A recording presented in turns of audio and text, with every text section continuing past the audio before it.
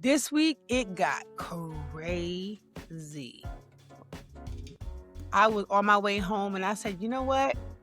You teachers need to stop antagonizing these kids because one day they're going to buck up against the wrong ones and Right. boom, bop, It's boom, gonna be boom, boom, ugly. bop, bam. And I don't want to see it like, Right. And this week it happens. And You know, I had a kid that was he actually got hurt. His leg got hurt this week. And you know, he's still in the school. He can kind of do the things that he can, but he's not supposed to like be running and doing those types of things and pull him back to like, hey, yo, you gotta, you know. But it just made me think like, whatever age, these kids are gonna try to seek what they need. You know, because it's either something physical that they need input or some kind of social, emotional, or sensory input that they need. And I think that's, as teachers, we kind of got to be in tune with that. Welcome to Level Up. We are back once again. It's been a little bit. My name is Wink, elementary school teacher. This is my 15th year right now. I'm working mostly in second, fourth, and really I decided a long time ago that I'm gonna focus on the social emotional growth of these kids, even if it's at the expense of some of their academic knowledge. I need to lay this foundation and make sure that they okay. And I'm joined by Carla the Dean. hey, DK.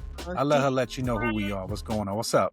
you know, I'm in my 17th year of teaching and I be loving on these kids day in, day out. And for those of us who don't know me from earlier episodes, I'm a special educator by training.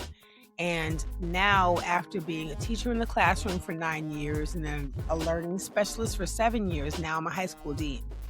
So I've been able to take everything I've learned to really bring it to the perspective of what do these babies need as far as these social emotional learning so that they can actually get their academic success.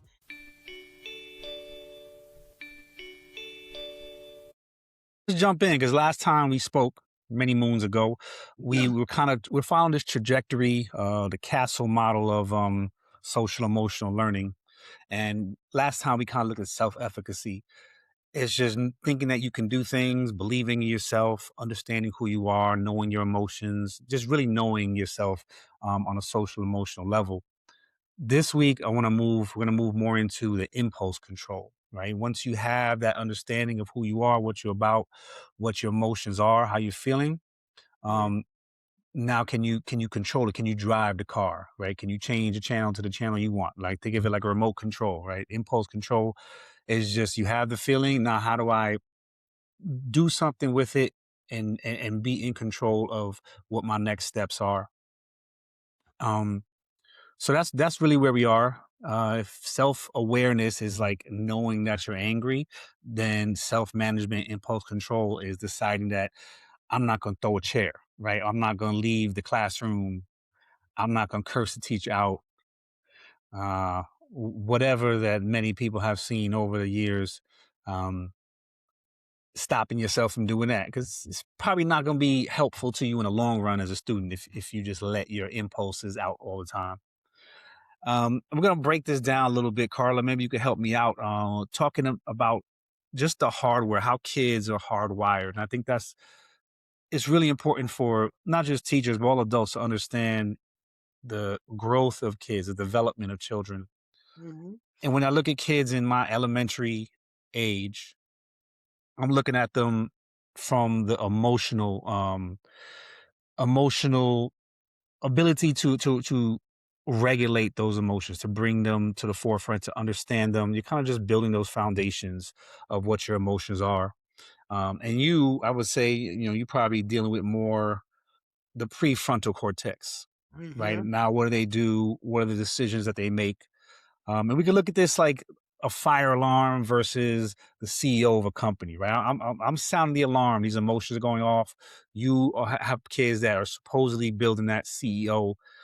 Maybe you could talk a little bit about what that looks like in the high school level Are there a lot of CEOs? Are we lacking CEOs? Do they have some of those skills? What do they need? What are they missing? You talked a little bit, but what you going through? And I love this like business model type of metaphor. So I'm Hmm. willing to say when they come into ninth grade, it's like middle management and they're aspiring to be the chief executives of whatever they got going on, right? Hmm. So they've got the like middle school feelings and interactions and all these things. But then all of a sudden in high school, every single thing they do has high stakes involved, right? Right. You have the kids who are used to being able to run their mouths and do all of this yapping in their middle school. Then they get to high school where everybody's bigger than them. And they're Hmm. all of a sudden, 110 pounds soaking wet with bricks in their pocket, right? So it's kind of like I was saying to my school social worker today, you can tell which puppies were socialized at the dog run and which Hmm. ones weren't. Right. So It's interesting because when I try to teach kids, basic skills, I kind of like related to training a puppy or a dog, right? You got to like things be like that. consistent and direct. Yes, and they respond to tone even if they Hmm. don't understand the words, right? You can be Yeah. telling them something good, but you still have to make sure that the tone you put it in doesn't Right. accidentally, like, trigger their nervous system and they shut down before they can hear Hmm. you. So they Yeah. have these bodies, right? They're like medium to large, but inside their hearts are still kinda young when they come into ninth grade and then, like, high school, so they're like the big babies. So I treat Yeah. high school like the kindergarten of adult life, and that's relevant because when it comes to, like, self-management, especially when it comes to Black and brown children, and this is my For 6 years sure. education, so I feel 100% comfortable saying this. Our children are socialized or seen as older than they truly are before they're Hmm. Yeah. so knowing that, I was always very mindful to remember these are still preteens and teens. Mm. So most kids come into high school when they're 13 or 14 years Right. old. So treating them like an adult in ninth grade is a mistake. What do you think that is, though? What do you think that is attributed to? Like, I know, obviously, race. People Oh, okay, I'm see about to say, race as played to it, but racism? but but what aspect? Like, what is it? To me, I feel like sometimes you know Black and brown kids when they're in their flow and they're upset, whatever emotion it is, and they just have their lingo going. They're very in command of their language. Yeah. You know what I'm saying? I could see how um they're like intellectually advanced. You know what I mean? Like emotional intelligence that I think they've seen a lot, they've been through a lot. Depending on social economic status, but I feel like that's something that teachers don't reckon. I think they get intimidated sometimes from the Yeah. fact that a kid might know more or be more emotionally intelligent than me. Okay, so putting racism over here as far as like we're all going to acknowledge it from living in Right. America. I think generation and how we've been socialized to see the role of teacher and student plays an important, Hmm. right? Because if Yeah. you came up, depending on the age of the teacher, if you came up in the era where the teacher's always right and the kids got to adjust, You said right or white? I just man, I'm sure I heard what I heard. What I heard. and depending on where you were in America when, Yeah. the answer varies, but the idea of the teacher is always right. So like Hmm. when teachers would call home, rather than hearing a kid out, I heard all kinds of stories about how teachers would be making things up about students, but parents, Right. rather Right. than listening to their children, would just assume that the teacher was right and then punish their kid. You know what I mean? Thereby Yeah. creating the kind of spiral where being in school becomes an unsafe place, right? Because no matter Right. what I do, it's going to be misinformed or misunderstood or other things. So by the time that's relevant because by the time they get to high school, Mm. a lot of times you don't know what kind of conversations their names have been brought up in, right? You don't Right. know. They've had a long time to build a rep that's Yeah, been passed around from I heard last year, so I'm gonna they assume this year. said, Yeah. Mrs. So and so, the principal said, and then there's the parent burden, right? Because a lot of times, by the time they get to high school, parents have felt so disenfranchised and beaten up, so that they may not always know, right, which questions to ask so that they can properly advocate for Right. their kid. Yeah. So as someone who's, occupied a couple of different perspectives and places and spaces, I have to keep that in my foreground. I can't just Yeah. assume that because we don't see a parent, that that parent is not engaged. No, and Hold on. that's a good thought though, because when I look at it from my perspective, building that I have to instill in kids that they want to be in school. This is a place that they want to try their best and to fail and to keep going because it is a place they enjoy, right? Like to me, the punishment can't be um, you have to stay in school longer or you're doing this extra work or whatever it is. The punishment for kids has to be you cannot be in this super fun, dope environment anymore as a community member until you can help and until these are some of the steps you have to do to try to change it, right? Because sometimes they do something violent or they do something Yes, disrespectful and then impulsively, yes. but I need them to understand that I need to create an environment where they Positive. want to be there Yes, so bad that yes. they're willing to make these mistakes and try to fix them. And Grow to your from it. point though, parents too, like I want to have an environment where parents and the teacher have a consistent back and forth about all the aspects of the students, school life, right? Yeah. Things that are going horrible, but things that are going really well. Like I want a full picture. And I think by the time they get to you, there's been so many teachers who just given one picture. Like your kid can't be terrible all day. You know what I'm saying? There's They're something that you usually can try to find. You know what I and mean? I'm so glad you brought that up, right? As the dean, I see these kids in the spaces between class. So I see them in Right. the hallways when they're catching up with their friends. I see them in the morning when they're bringing their little breakfast and their little Stanley Yeah. cups. And I see them at the end of the day when they're, during dismissal, when they're finally happy to get out the building because they've been doing the hard work all day.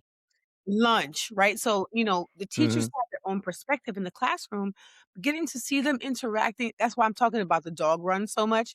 It feels Yeah. like those rare moments when they get to kinda interact and pass with one another. So I think as a dean, I really try to have like a third set of eyes Hmm. so that when I see kids doing really good things in the community, I'm like, "Hey, so I noticed you did so and so and such and such. Thank you for that. I really appreciate that," because I Right. want them to understand that how they carry themselves in between these spaces is equally as important as what they're doing academically inside the classroom, right? And No, just I from agree with that. what we're talking about with like the whole Mm. self-management thing, it matters what you're Yeah. doing besides writing a really great essay. What kind of person are you Yeah. becoming, right? And honestly, as a teacher or as a dean, from your perspective, it's important to know what these kids are seeking, what their behaviors are actually trying to achieve. What's And we the look at goal? it kind of like that dopamine versus discipline, right? Like there's something in each of our minds that we're trying to seek something, some pleasure seeking, some motivator seeking that that's what's going to keep us going, right? Whatever that is going to keep us going versus that discipline part where you want to have them instill in themselves, like, okay, I need to continue doing this. I can't veer off track. You want to instill those things. And I think as a lot of teachers, they go straight to, I need to force discipline upon you. You didn't follow the rule. You broke something. You were disrespectful. So that means that I need to punish you until you change that. And we all see if the kids who are in detention or suspension, that doesn't change. No, Because they were suspended or in detention one time, they're going to be there again. And I was in a school too where it was like that was like the main way of instilling discipline was detention, lunch attention. And lunch attention every day would be like 40 kids. You know what I'm saying? Like the same kids every day. I'm like, yo, can you do something different? It's obviously not working. If your goal is to change the behavior, like the science behind it, that's what the data is about, and it's not working. So what else can we do? What are they trying to seek? What's that dopamine they're trying to seek? How do we give it to them in a positive way, or you know, um, cut it off before it turns into something else? How do we get there so that we can give them some of that motivator, so it's not just about the discipline? and my face right now is because I'm literally thinking about where I am in my school because Mhm. principal specifically brought me in there not to be a cop, right? So my whole focus in the building is to to do my job from a restorative perspective. Yeah, Because in restorative practices, building relationships is the primary focus. for You gotta sure. get to know these kids. You gotta figure out who's in the building, which really aligns with my training as a special educator because Hmm. you don't know who's in your classroom. They will break your whole thing into 100 pieces, and you will have Right. flaming bits raining from the sky Because it'll come out too in random times that you didn't at the even worst expect. times, the Right. most Like, that's you? inopportune times. Right. I didn't know So that. right. So because that's my training as a dean, knowing that every day the community comes together and there are different factors involved, it's like I've been having these kinds of conversations, right? Mm, And so this idea of how do we keep able to let the individual students be seen and heard and understood, but still like really preserve collective security and community and interaction and engagement as a restorative practices person and the dean, I can't just walk in the room and be like, why'd you do that? I gotta be like, right. "Oh, what happened?" Hmm. And what I'm finding is because I wasn't brought there to be a cop, I was brought there to really be someone who builds community, prioritizing relationships and getting to know where I am and who's doing what and what the levers Yeah. are to move the different spaces. There have been major situations that I've been able to break up because I already know the Yeah. information, And right? that kind of leads into this idea of regulation over compliance, right? Like, how do Yes, you get kids to regulate themselves, right? So they relationship. have the ability to have some more self-control to make better choices It's versus just commanding that they comply with whatever rule and things that are going on, right? And It's relationships because you yeah, can only press on people so much before they press back. yeah, But doing the work in the beginning before situations pop up and trying to get to know people and or for showing up in sure. the community like consistently every day, that's the stuff that builds that capital that you need. Yeah. So when it's Well, time, let's see if we can. Let me give you an example. Let's try to be really specific for the people go listening for it. because you know, I want people to go to their classrooms if they don't know what to do or if they're really Right. trying their best and they have the ideology like, yeah, I got to build relationships. Oh yeah, Mm, I need to, I can't just punish kids. How do we actually build that? Because I think there's practice and routines that you can instill in your classrooms. Like, for example, in the elementary age, I try to beginning from the beginning of the year, I try to build a student profile for every mhm, kid. Right? I have a kind of an entrance interview with them. You know what I'm right. saying? Ask them about where they came from, if it's their first year to the school, or how their year was last year. Like, really have these reflective moments so I can just understand who they are as a person. I try to talk to their teachers from the year before. I have meetings with them. I set meetings up where I'm just trying to get some information. I'm going to take it with a grain of salt because kids come fresh, but it's good to just know this Have a happened last year. You know what I'm yeah, saying? Oh, let me keep that in the back of my mind. Let me see how I can help unpack that because that might not have gone away. Right. And then really I just have them um a lot of empathy. Like, I instill the idea of um growth mindset and that they are going to make mistakes. The mistakes, and maybe this is different for you, but most of the times, and probably for you, but most of the times the mistakes they make in the school are not life-changing mistakes. They're not going to end your life. They're not going to put you on a trajectory. They can if it's consistently happening and you don't learn the skill yes, behind how to stop it. Right, that's the danger. But the actual act, you got into a fight, you threw something, whatever that is, I have to have that mindset. Like, look, this is not. I can't let this change the kid's trajectory in yeah, school. I have to help him unpack this. This yes, is this is his lesson or her lesson for the day, and that's how you have to kind of look at discipline and impulse control in the younger grades. yes, Like I said before, you're kind of trying to train puppies, right? And to do that, you have to be consistent. You have to use a tone. You have to be the commander in that room, right? The person that they're following, that they look to for support. They know that's the leader. Okay, that's our general. If yeah. something goes wrong, I know I could turn to that person They are instead safe of throwing because they something. are there. Yes. Exactly. So, and I think that's the one of the important parts. Like I said, having that entrance interview when at first had the beginning of the year, but then having a few throughout the week with different kids, having those consistent check-ins, taking some notes, reviewing them, for me is been really helpful to understand who they are as people, some of their triggers. Yeah. You know, I'm kind of building the office for the CEO, right? And you are trying to create these CEOs. You want them to have that skill almost already in place so that when they go off to college or the workforce and no one's pushing them, they can do it. What do you do? Like, are there specific steps that you take throughout the day? Throughout, like, what's your approach?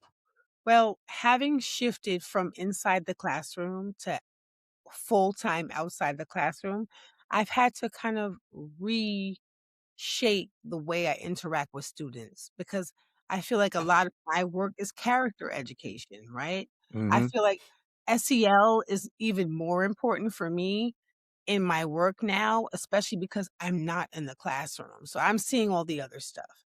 So a lot of the times I find myself asking questions and really trying to have big open ears that listen. And then watching for patterns because I get to see I have a whole set of cameras in my office so I can actually watch what's going on. So I can see where the kids move. So a lot of times the joke is they're like, "Yo, miss, you be coming out of nowhere." Half of them don't realize that Jason Bourne out here. I have a camera system so I Carla know where they Bourne. are. When I show up, I'm like, I saw them moving. I'm like, okay, so I'm gonna meet them around this hallway. So I have to be Carla clever. Batman out here. And I'm She's straight up quick, I'm quiet. Yo, just it's popping up. crazy. The kids leave like, yo, Miss Kelly, you'll be everywhere. That's But hilarious. my deans in my high school, that's how they were. We would Hmm. go running around the corner and they would just meet us like Michael Myers, right? So Right. I'm old school, right? So You're in a horror movie. that's how they moved in my day. But I think this idea of sitting back and studying the kids and listening in the quiet, Hmm. trying to get to know just who they are and how they are, has allowed me to notice patterns, be like, "Hey, so I noticed blip, blop, bloop." And sometimes having a conversation with a kid will help them make a different decision that may even if a situation gonna happen, it's gonna bring it down a little bit because Yeah. how it shows up, a little bit more thought is in there because as it like we were talking about prefrontal, right? As the frontal and the prefrontal are developing, this idea of consequence and future is so Hmm. far out of their realm Right. of like Yeah. it's just Yeah. not in their etch a sketch. It's It's just not not. connected. It's not No. connected. Right. So my role, especially Yeah. because I also deal with consequence, is helping the kids connect the dots. Right. So I hope that's like a relevant answer, but helping the kids No, I like that. I mean, process and it, connecting the dots yeah. is a lot of my work. I mean, and that's a good visual for people to take away. The idea that you have to do the work beforehand, and I think that's what gets lost in teaching. Right? People, Yes. especially as they get older, they focus on the academic. And you guys in high school, I have them for the whole day, so I can kind of see a little bit more. I can interact with them in different ways, but especially as they get older, middle school and high school, there's this focus of I have 45 minutes or an hour. Here's the content I have to get. Yeah. And here's what I think, and for those teachers who are like, I can't do this, I have too much to do with the academic work, maybe you shouldn't be a teacher. And I don't say that in like a disrespectful way. It's like maybe the role has changed so much. Yeah. What's I agree required is that fully. it's not really for you anymore. Maybe you came in at a time, you've been here for a long time, and teaching was a different approach, a different, Yes. but it's evolved. It's Yeah. evolved. Like the world has gotten to be such a place where there's so much coming at these kids Yeah. that they don't even know who to trust anymore, right? As adults, it used to be you could have your neighborhood and people in your area would help, that each one teach one Yeah. mentality, but it's like that's kind of lost. And these kids, if you're an educator and you're not really focusing on social emotional growth in any capacity, you're really setting these kids up for a lifetime of failure, right? And the world up for a lifetime of failure. And I don't think the urgency, and we talked about this, the alarm is sounding. We me and you, we joke and we have fun as educators, and that's how we like to interact with kids. I don't want it to be all serious, but Right. the idea of what they need and what they're going through right now is a very Very serious thing for serious. themselves and the Oh, world as a whole. So, I just think, and this would be my last word, and you can get yours, but as if you're an educator and you are not trying to focus on social emotional growth for your students in any capacity, I think you might want to just step out the way and let people who are really trying to push that to the forefront take the lead on this one. and I really, really love what you said, and I wanna add 2 things to piggyback on what you're saying. Talking about failure, you're setting those kids up for failure, and you're also setting yourself up for failure. Hmm. Remember on my first day of graduate school as a teaching fellow, I started in 2009. I remember my professor basically saying, "Listen, if you don't love kids, get out of here." There has to Off be top. love that goes beyond the intellectual. You have to love these kids. It's Right. not optional, because Right. the same way parents have to love their kids even when they don't like them, as educators, we have to love our students and see more for them than they can see for themselves. That way, Hmm. on those days when they're being their worst enemies or working against a program or trying to complicate whatever we trying to simplify, we got to love them still, right? So I agree Right. with you. If you don't love kids, teaching is not for you. So Mm. backing on that 100%, because by the time they get to be junior adults, aka high schoolers, they Yeah. gotta have enough role models that loved on them and poured into them so that they have a fighting Mm. chance out there, you know? And then the other thing is, I remember my professor saying, "Can't teach who you can't touch."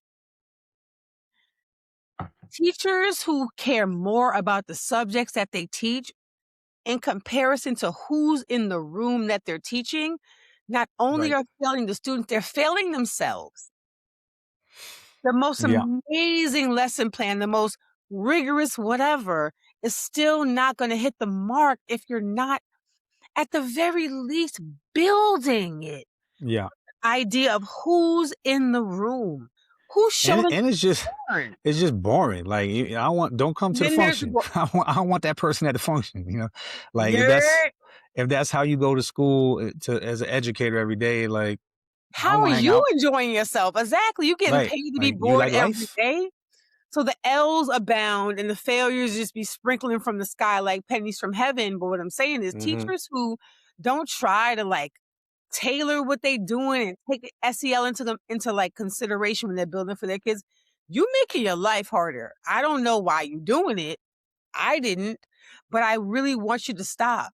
You want you to know what your kids are thinking about emotionally, what they're dealing with socially, and help them learn based on it. SEL is not Pollyanna, it's science, y'all. So get into That's the it. program. That's Let's it. go. Yeah, gems right there. And just to bring it home, whether it's broken crowns or college applications, the skill set is the same that's needed, right? We need to be able to control those emotions Yep. before we make decisions so that we can make intelligent, helpful decisions that go beyond the moment, that move us forward, and those choices can propel us into a fruitful future. So we want to thank y'all. Once again, this is Wink. Got my homegirl here, Carla the Dean. It's been a Woohoo! minute. We won't wait so long for the next one. We'll get this one up, and we'll get We'll us be back, back and we'll talk because a little bit about this. Yeah, we need and each other. The that's kids it. need us, and the truth needs to be told. So thank you so much for joining us, y'all. Don't forget, it's time to level up, folks. Get your classrooms right. All We right. talk.